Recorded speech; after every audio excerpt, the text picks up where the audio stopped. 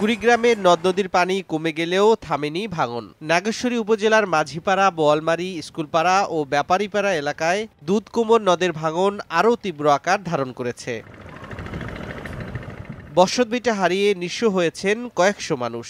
বিলীন হয়েছে বোয়ালমারী বন্যা নিয়ন্ত্রণ বাঁধের ৫০০ মিটার এলাকা। হুমকির মুখে রয়েছে একটি সরকারি প্রাথমিক বিদ্যালয় ও নুনখাওয়া ইউনিয়ন স্বাস্থ্য কমপ্লেক্স।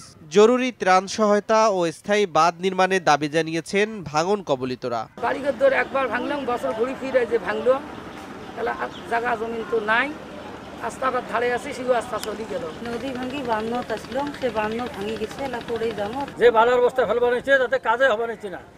এর ব্যবস্থা তাড়াতাড়ি না নিলে আমরা খুব ভয়াবহ অবস্থায় আছি। বালু ভর্তি জিও ব্যাগ ফেলে সাময়িকভাবে ভাঙন রোধের চেষ্টা চলছে বলে জানান পানি উন্নয়ন বোর্ডের কর্মকর্তা।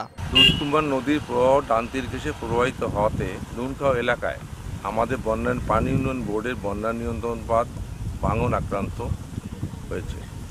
এই ভাঙন আক্রান্ত স্থানটিকে আমরা জিও ব্যাগ দিয়ে প্রতিহত করার জন্য চেষ্টা করছি। গত এক সপ্তাহে দুধকুমোর নদের ভাঙনের কবলে বসতভিটা হারিয়েছেন প্রায় ৩০০ পরিবার।